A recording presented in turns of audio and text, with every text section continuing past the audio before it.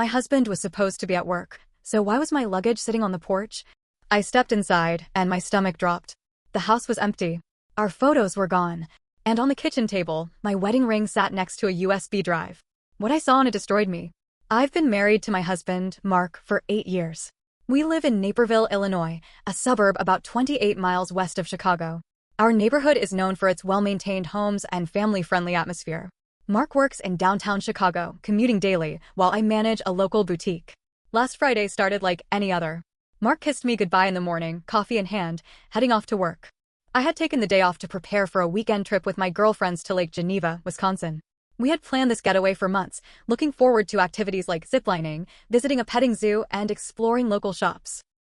Around noon, I returned home from some last-minute shopping to find my suitcase sitting on the porch. Confused, I approached the house, noticing that the usual warmth seemed absent. The curtains were drawn, and there was an eerie silence. I unlocked the door and stepped inside. My heart sank. The house was eerily empty. Furniture remained, but personal touches were missing. Family photos that once adorned the walls and shelves were gone. It was as if the essence of our home had been stripped away. In the kitchen, on the pristine granite countertop, lay my wedding ring. Next to it, a USB drive. My hands trembled as I picked up the ring, a symbol of our vows now discarded so casually. I rushed to my laptop, plugged in the USB, and opened the single video file it contained. The footage was grainy, likely from a hidden camera. As the video played, my worst nightmares unfolded before me. The setting was unmistakably our bedroom. Mark entered, not alone, but with a woman I didn't recognize. They were intimate, laughing, sharing moments that were supposed to be ours. The timestamp indicated this was recorded 2 days prior, on a Wednesday when Mark was supposedly working late. Tears streamed down my face. Betrayal, anger, heartbreak, all surged within me. Who was this woman? Why would Mark do this? And why leave the evidence so blatantly for me to find? I tried calling Mark, but his phone was off. Desperate for answers, I drove to his office in Chicago. Upon arrival, I was met with sympathetic glances from his colleagues. One finally pulled me aside and informed me that Mark had resigned a week ago, citing personal reasons. I felt the ground shift beneath me. Not only had he been unfaithful, but he had also been deceiving me about his job. Where had he been going every day? Determined to uncover the truth, I hired a private investigator. Days later, the findings were more shocking than I could have anticipated. Mark had been leading a double life. He had another residence in Evanston, Illinois, a city just north of Chicago. The neighborhood is known for its tree-lined streets and historic homes. He shared this home with the woman from the video. They had been together for over a year. The betrayal cut deeper than I thought possible. Armed with this knowledge, I confronted Mark. He didn't deny it. Instead, he confessed that he felt trapped in our marriage, seeking solace elsewhere. He claimed he left the USB as a way to force a confrontation, unable to face me directly. His cowardice was both infuriating and heartbreaking. The divorce proceedings are underway. I'm leaning on friends and family for support, trying to rebuild my life from the shattered pieces. To those reading this, trust your instincts. If something feels off, don't ignore it. And remember, even in the face of betrayal, you have the strength to move forward. I didn't sleep that night. I couldn't. I kept replaying the video over and over in my head, even though I couldn't bring myself to watch it again. I kept thinking about how calm he looked, how comfortable he seemed with her, in our bed. The way he touched her hair, the way he laughed like he hadn't laughed around me in years. My body felt like it was floating, but my stomach was heavy like a rock. The next morning, I drove to Evanston. I don't know what I was expecting. Maybe to see them together. Maybe to scream at them both. Maybe to ask her why. Why him? Did she know about me? About our life? Our marriage? Or maybe I just wanted to see with my own eyes if it was all real.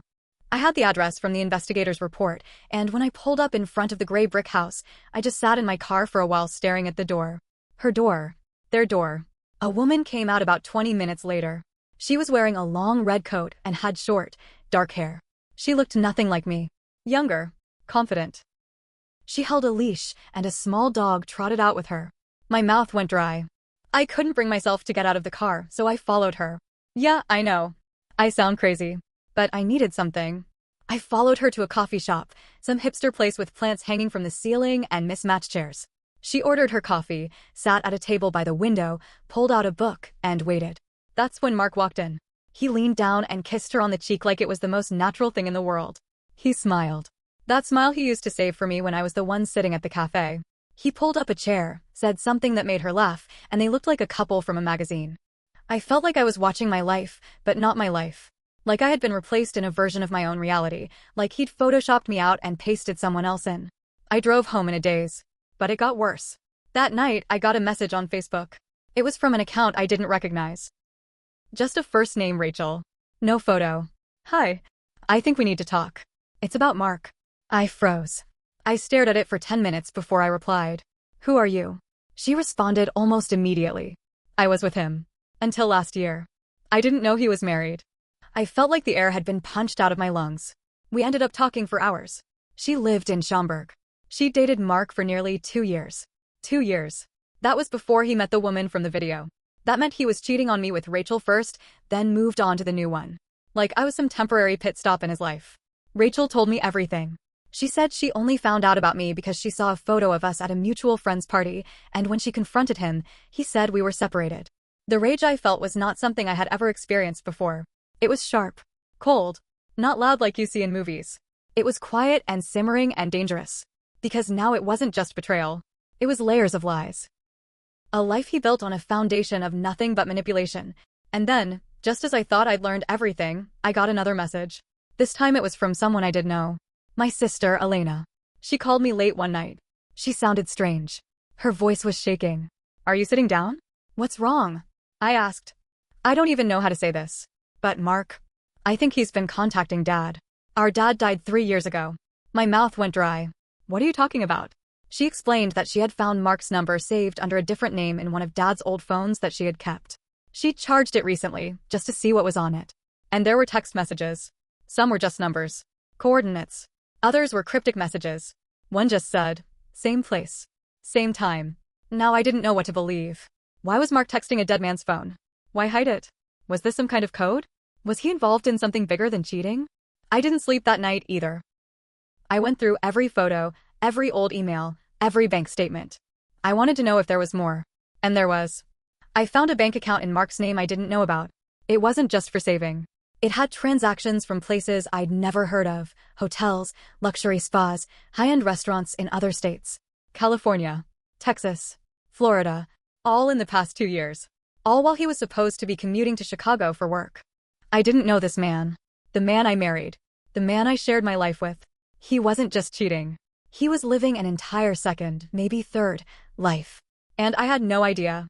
And then yesterday, someone knocked on my door. I opened it and saw a man in a dark jacket holding an envelope. He said only one thing before walking away. Be careful who you trust. Inside the envelope were photos. Photos of Mark. With women. Plural. Not just the 2 I knew about. There were 6 different women in total. All different locations. Different outfits. Different timestamps. Each photo had one thing in common though. Mark wasn't looking at the camera. He didn't even know they were being taken. Which meant someone else had been watching him too. I don't know who sent them. I don't know what's going on. But I know I'm not done uncovering the truth. And I'm terrified of what I might find next. That night, after the envelope showed up, I barely blinked. My head felt like it was full of fire and fog at the same time. My hands were shaking as I looked at those photos again. One woman in a beach town in Florida, walking with Mark hand in hand near the boardwalk. Another photo showed him checking into a hotel in Austin, Texas, his arm around a redhead wearing a business suit. Every picture felt like a stab to the gut, but it wasn't the women that scared me the most. It was the man who took them. Someone was tracking him. Not me. Him. And they knew where I lived. They knew when to deliver the photos. And they knew I was starting to dig. I considered going to the police, but what could I say? Hi, my husband's been cheating and someone dropped off creepy photos of him. They'd tell me it was a domestic issue, maybe even accuse me of stalking him. So I kept quiet. 2 days later, I got a phone call. No caller ID. I hesitated. Then picked up. At first, silence. Then a man's voice, low and flat, "You're getting close. Stop while you can." I froze. Who is this? But they'd already hung up. My heart was pounding so loud I thought it might crack my ribs. I checked all the doors. Windows. I closed every blind and sat in the dark, gripping a kitchen knife like it could protect me from the unknown. The next morning, I went back to the private investigator. His name's Nolan. Ex-cop. Quiet, sharp eyes. Smelled like tobacco and leather. I told him everything. The photos. The call. My dad's phone. Nolan looked pale when I showed him the photos. This isn't just some guy screwing around, he said. This is bigger. He asked me to give him a few days to dig deeper. I agreed. Honestly, I didn't know what else to do. That night, I pulled out my dad's old boxes from the attic. He was a Vietnam vet, a quiet man, the kind who carried secrets in his posture. When he passed, we boxed up his stuff without going through most of it. I had a weird feeling that if Mark was contacting his number, something in there might explain why. I found a stack of letters, all addressed to the same person, Daniel M. That wasn't Mark's name, but the handwriting on the envelopes looked familiar. I opened one. Inside was a typed message. Short. Confirmed. Assets moved. We're clear for November. Another one said, the safe house is compromised. Switching to Plan B. They looked like messages you'd see in a spy movie. My dad wasn't in the CIA, was he? I started Googling everything I could think of. Vietnam veteran code language, military communication patterns, safe house Illinois. The rabbit hole was deep and confusing. But one thing stood out. A news article, dated 7 years ago, about a man named Daniel Merritt, arrested in a federal sting related to identity laundering and offshore banking. He was released on a technicality and disappeared. One of the aliases he used? Mark. My husband's full name. It wasn't just a coincidence. I clicked on every photo in that article. It was him. It was Mark. But he was younger. Shorter hair. Same eyes. Same voice. I even found a video clip. My stomach dropped. The man I married wasn't named Mark at all. He was Daniel Merritt, a con artist with a record. And I had let him into every inch of my life. I couldn't breathe. I stood in the middle of the kitchen, clutching the laptop, feeling like the floor was tilting underneath me. I called Nolan again. Told him what I found. Silence on the other end of the line. I need to meet you, he finally said. Tonight? Don't tell anyone you're coming. We met at a diner off Route 59. Nolan was already there, sipping black coffee like it was the only thing keeping him grounded. I know who he is, Nolan said before I even sat down. And I know who's following him. Turns out, Nolan had once worked on a task force investigating financial crimes tied to false identity cases. Daniel Merritt, my husband, had disappeared off their radar nearly 8 years ago. Right around the time I met him. He went dark. Created a new life. Used you to blend in, Nolan said. My mouth was dry. What do you mean used me? You were his cover, Nolan said. People like him settle down to appear normal. Nobody questions the family man. But once he felt the heat again, he started pulling away. That's why he left you the USB. He's not just running from you. He's running from people far more dangerous. My hands were sweating. Who? I don't know exactly. But the voice that called you? That wasn't him. That was someone else. Someone who thinks you know more than you do. That's when Nolan leaned in, lowered his voice. And I think he left something behind. Something they want. And they think you have it. My chest tightened. What could he have left behind? I whispered. I don't know. But you need to be careful. If someone thinks you're the only loose end, he paused, they'll want to close it. I sat there, staring at the black coffee, feeling the weight of every choice I'd made, every moment I ignored the signs, every piece of my life that now felt like someone else's. I had to find out what he left behind. Before someone else did. I knew I couldn't just sit and wait for danger to knock again. The pictures, the fake name, the calls, everything pointed to something bigger than cheating. Nolan and I dug deeper. He got access to Daniel's old laptop, the one he left behind. It had been wiped, but Nolan knew someone who could recover deleted files. It took a few days, but when the files came in, everything fell into place. Emails, names, numbers, offshore bank accounts, secret codes. And then, something I hadn't expected. A folder named Julianne. My name. Inside were photos of me. At work. At home. With friends. Screenshots of my texts. My emails. Even old journal entries I'd typed and saved privately on our shared desktop. He'd been watching me. Studying me. Learning me. Not because he loved me. Because I was his cover story. I was the camouflage he used to hide in plain sight. But the final twist came when I opened a video file in that same folder. It was him, Mark, Daniel, whoever he really was, speaking directly to the camera. If you're watching this, he said, looking tired, face unshaven, then things didn't go as planned. Julianne, I'm sorry. I really am. At first, it was just about hiding. You were convenient, sweet, trusting, but over time I did care about you. I just didn't know how to get out of this. And now I can't. I messed up. They're coming for me. And maybe for you. I stared at the screen, barely breathing. He looked scared. Not just caught cheating, scared, real fear. The kind you don't fake. That night, I got a text from a number I didn't recognize. It said, meet me where it started. 7 p.m., no one else. I knew what it meant. The little bookshop in downtown Naperville. The place we'd met 8 years ago. I showed the message to Nolan, who was furious. Told me not to go. Said it was too dangerous. But I had to. I needed answers. I needed to see him. One last time. I got there early and waited. He walked in at 7:03. Same brown coat. Same crooked smile. Only now it looked tired. Defeated. Haunted. We sat in the back, in the poetry section where nobody goes. You look different, I said. You don't, he said softly. The silence between us was thick. Why? I finally asked. He sighed. Because I was being hunted. I needed to disappear. You were safe. Normal. I didn't think I'd fall for you. Don't say that, I snapped. You filmed yourself cheating on me. You left me a USB like I was just a step on your escape route. His eyes welled up. I knew it would hurt less than telling you everything. You deserved to hate me. It was safer for you if you let me go. My voice shook. You made me question everything. Myself. My worth. My sanity. I know, he said, tears spilling now. I don't expect forgiveness. I just wanted you to know, it wasn't all a lie. Not all of it. We were interrupted. Two men in suits entered the shop. Their eyes locked on us.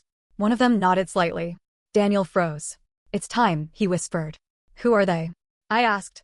The ones I ran from. He stood. I'm going with them. Don't follow. Don't look for me again. Will you be safe? He shook his head. I don't know. He walked out with them. No handcuffs. No shouting. Just a quiet disappearance. I never saw him again. I stood in the bookshop for a long time, not knowing what to feel. The workers looked at me like I'd seen a ghost. Maybe I had. Nolan called me every hour for 2 days after that. Eventually, he told me the men were likely federal, part of an international investigation still sealed. He said I was safe now. Probably. Elena was furious when I told her everything. He used our family. He messed with Dad's legacy. She wasn't wrong. Rachel, the woman from before, messaged me again. She was shocked, hurt, betrayed all over again. We ended up talking for hours. We weren't friends. But we were survivors of the same storm. It's been 6 months now. The house is quiet. Most of the photos are gone. Some because they were his. Some because I just couldn't stand looking at them. I never changed the locks, but I changed the curtains. Bought new ones. Small steps. I don't trust easily anymore. I triple-check everything. I don't apologize for being cautious. I've rebuilt my life in slow pieces. My boutique is doing well. I even hired a part-time employee, Rachel's cousin, of all people. Funny how life links strangers. I don't know if I'll ever fall in love again. I don't know if I want to. But I'm not angry anymore. Just awake. He was the storm that wrecked my house, but I'm the one who rebuilt it. And this time, the foundation is mine.